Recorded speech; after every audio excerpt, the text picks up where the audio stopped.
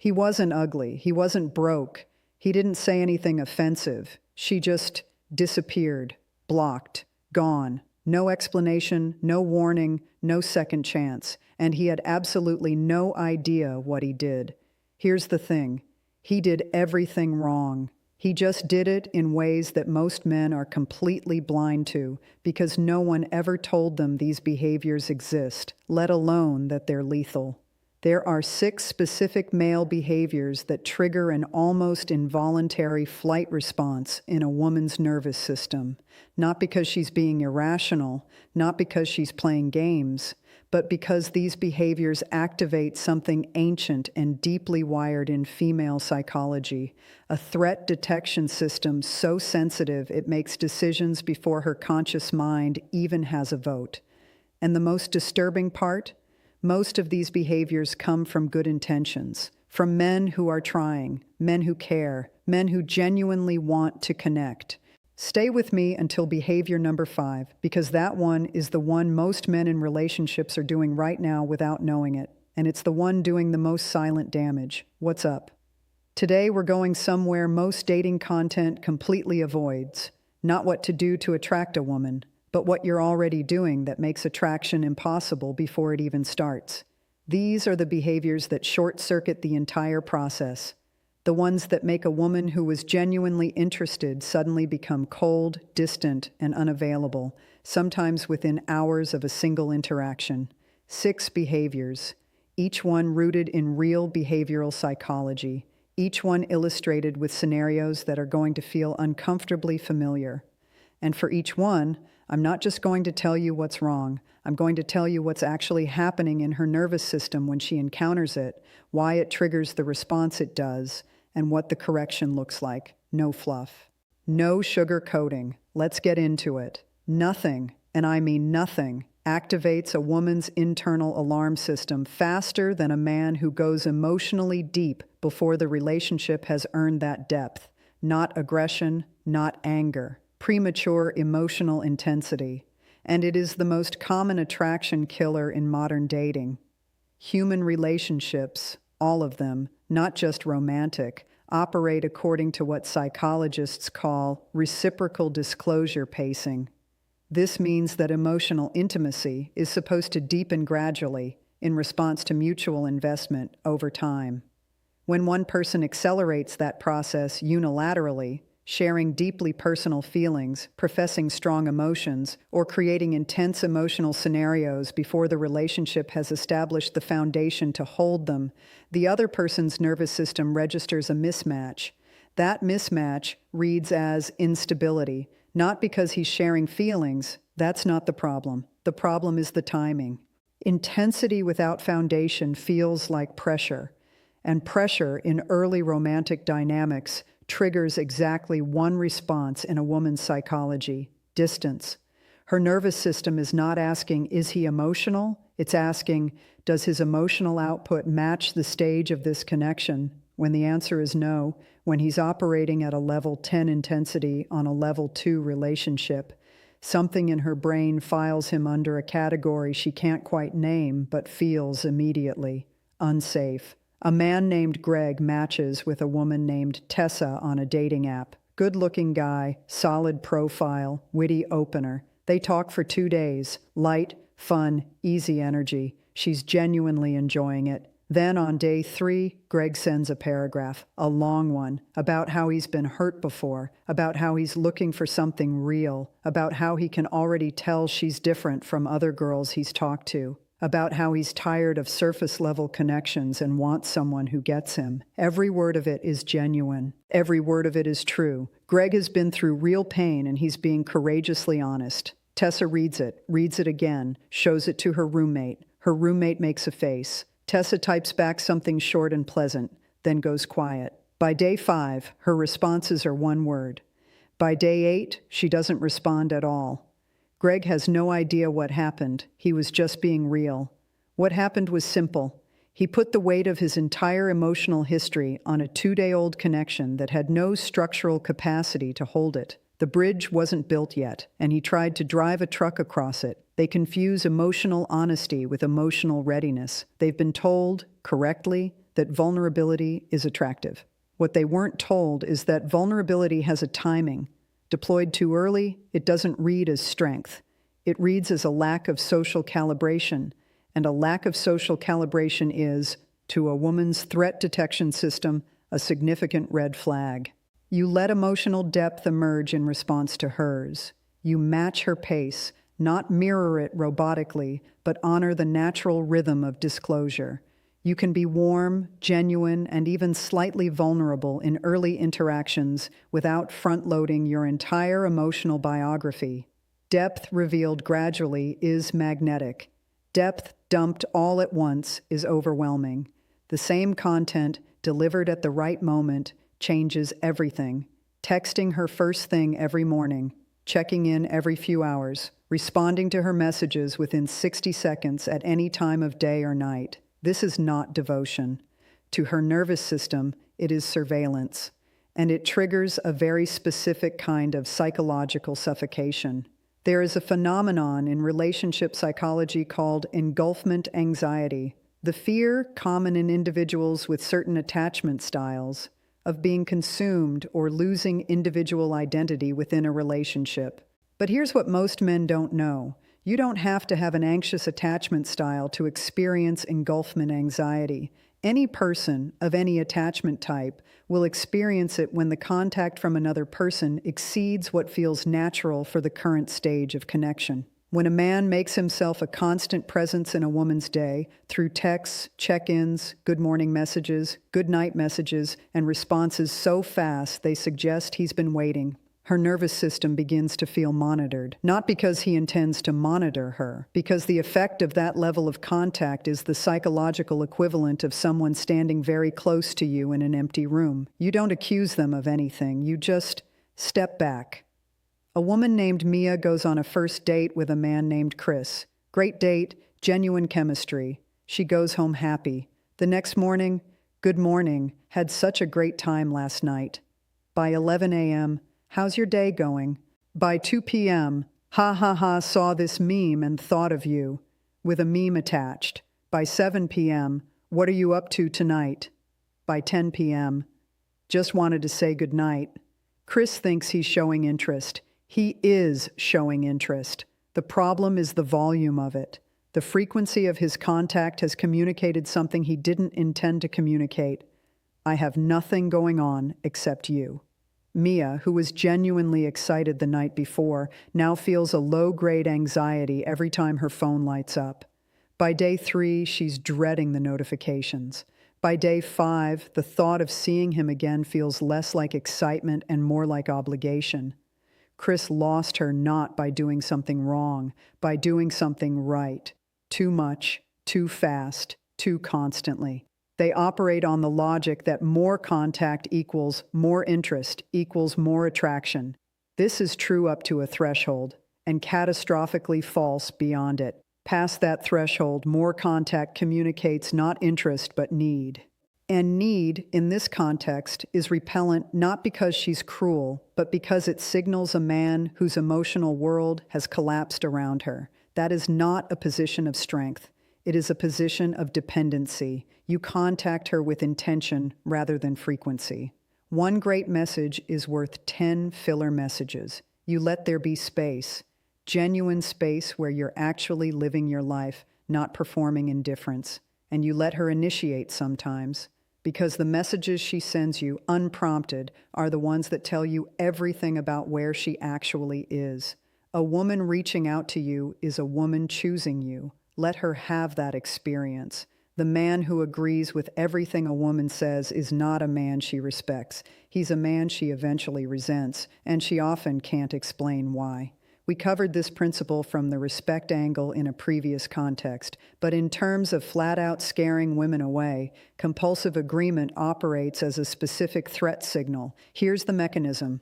When a man has no discernible point of view, when he reflexively validates everything she says, laughs at everything she does, agrees with every opinion she floats, her threat assessment system doesn't relax.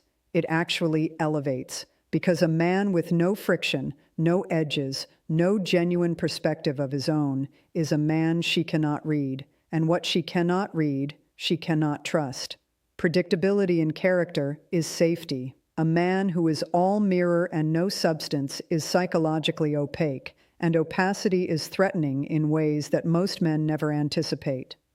There's also something deeper happening. When she senses that his agreement is performance, that he's telling her what he thinks she wants to hear rather than what he actually thinks, she begins to question everything else. If he's performing agreement, what else is he performing? The inauthenticity spreads retroactively across every interaction. Trust collapses silently. And she may not even be able to articulate why she suddenly doesn't feel comfortable around him anymore. A man named Leo is on a third date with a woman named Jasmine. Things have been going well. Good banter, real laughs, clear mutual interest. Then Jasmine, somewhat playfully, says something Leo actually disagrees with. A fairly strong opinion about something. She's watching him, not obviously, but she is, to see what he does with it. Leo smiles, nods, says, "Yeah, totally, I can see that." Something flickers across Jasmine's face, so small you'd miss it if you blinked. She tests him again, 10 minutes later. A different opinion, equally strong. He agrees again, immediately, warmly, without hesitation. By the end of the date, Jasmine is pleasant but noticeably less engaged. On the drive home, she texts her friend, "He's really nice. I just don't know if there's actually anything there. There's something there." Leo just kept it so carefully hidden behind a wall of agreement that she couldn't find it. They use agreement as a safety strategy, avoiding the perceived risk of conflict or disapproval by eliminating friction entirely. What they don't realize is that the friction they're eliminating is the very thing that makes them real to her. You cannot be attracted to someone you cannot find. And a man with no discernible interior is a man who cannot be found.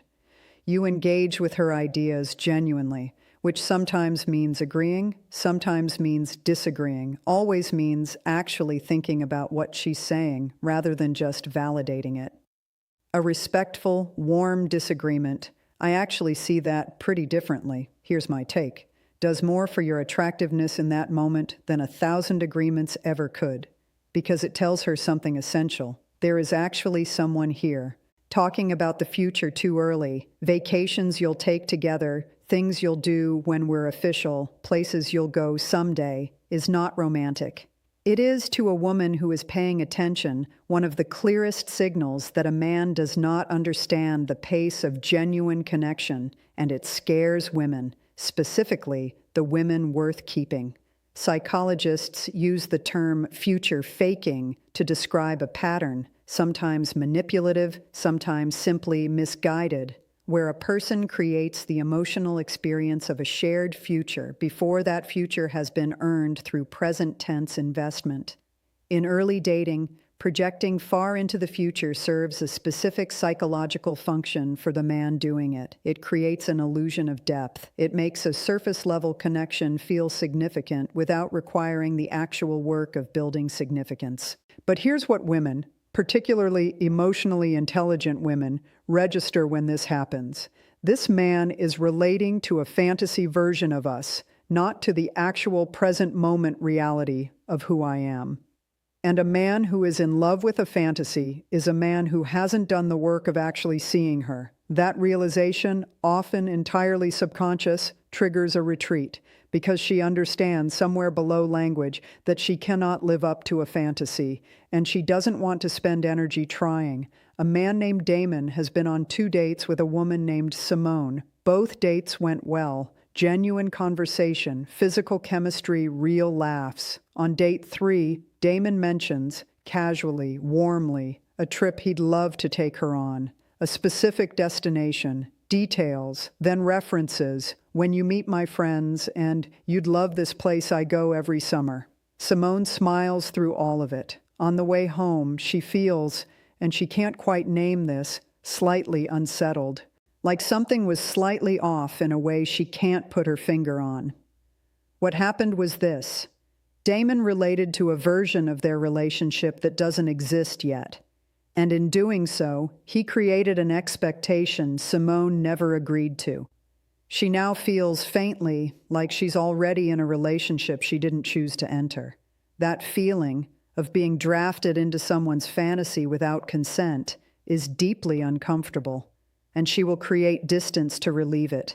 They think projecting a future signals confidence and intentionality, that it shows a woman he's serious, not just looking for something casual. The intention is good. The execution collapses the natural architecture of how genuine connection develops. Let the connection earn its future. Don't import the future to cover for a connection still finding its footing. You stay radically present. You make the now so engaging, so real, so worth being in, that she starts imagining the future herself. That is the goal. Not you describing the future to her. Her arriving at the future because the present with you is that compelling. When she's the one saying, "We should do that sometime," you've won. Let her get there. Women can feel the difference between a man who is confident and a man who is performing confidence. The distinction is invisible to the eye and completely transparent to the nervous system. And performed confidence doesn't just fail to attract, it actively repels, because it raises a question she can't stop asking. If he's performing this, what else is performance? Real confidence has a specific neurological signature. It produces a particular quality of presence, unhurried, undefended, genuinely at ease with uncertainty. It does not require external validation to remain stable. It is not louder in the presence of threat. It does not need the room to respond a certain way. Performed confidence, bravado, overstatement, name-dropping, the slightly too loud laugh, the dominance display that goes one beat too long, has a different signature entirely. It is inherently reactive. It escalates when challenged. It needs the audience. It cannot be still. Women, whose threat assessment systems evolved over millennia to read male behavioral cues with extraordinary precision, detect this distinction below the threshold of conscious thought. They feel it in the quality of his eye contact. Does it hold steadily or does it work too hard? They feel it in his reaction to her disinterest. Does he stay centered or does he recalibrate his entire personality to win her back? Performed confidence is exhausting to be around even when you can't name why, and exhausting things get avoided. Two men at the same social event, both attractive, both well-dressed. Man A walks in and immediately starts performing, louder than necessary, name-dropping, standing with his chest forward in a way that looks slightly calculated. When a woman he's talking to seems distracted, he escalates, becomes funnier, louder, more impressive. The energy in his orbit is slightly frantic. Man B walks in and finds a comfortable spot, orders a drink with no drama, speaks at a normal volume. When a woman seems distracted, he doesn't chase her attention. He just continues being himself, at the same pace with the same energy. He laughs when something is actually funny. He's quiet when there's nothing to say. Same room, same night, same objective circumstances. Every woman in that room who talks to both men will walk away from man A feeling vaguely tired. They'll walk away from man B wanting to stay longer. Man A was trying hard. Man B wasn't trying at all. And the difference was entirely felt, not seen. They treat confidence as a performance to execute rather than a state to inhabit. They've read that confident men do X, Y, and Z, and so they do X, Y, and Z. But behavior copied without the inner state to back it is always visible, not intellectually, not consciously, but viscerally, in the gut, in the slight unease that has no name but makes her want to be somewhere else. You build the interior first. Real confidence is not manufactured. It is the natural byproduct of a man who has genuine competence in areas that matter to him, genuine clarity about his values, and genuine comfort with being exactly who he is regardless of how it lands. That is not a weekend project. It is the work of a life. But every step in that direction is immediately visible, not because you announce it, but because it radiates without effort. And radiation, unlike performance, never exhausts anyone. When a man gradually reorganizes his entire life around a woman, especially early in dating, he doesn't become more attractive. He becomes invisible, not because she stops noticing him, because he stops being someone to notice. Attraction, in its rawest form, requires two distinct entities, two separate gravitational fields. The moment one person collapses their entire identity and life into the orbit of another, the polarity that drives attraction begins to neutralize. This is what psychologists mean when they talk about enmeshment, the dissolution of individual boundaries in service of a relationship. In early dating, it manifests as a man who cancels his own plans to be available for her, abandons his own interests to adopt hers, structures his day around her communication patterns, and slowly, almost imperceptibly, stops being a full person with a full life. She doesn't consciously notice any individual decision he makes. What she notices, cumulatively over time, is that he has no texture anymore, no edges, no resistance. He has become, functionally, an extension of her world, rather than a world of his own. And you cannot be attracted to an extension of yourself. Attraction requires otherness. It requires encountering someone whose life you want access to, not someone who has handed you full access before you even asked. They interpret total availability as total devotion, and believe that devotion displayed completely will generate equivalent devotion in return. What it actually generates is a kind of low-grade contempt that she feels terrible about but cannot override. She didn't ask him to disappear into her, and she cannot respect someone who disappears so willingly. You protect your life, your friendships, your pursuits, your schedule, your plans, not as a tactic, as a genuine act of self-respect. You are interested in her, and you have a full life.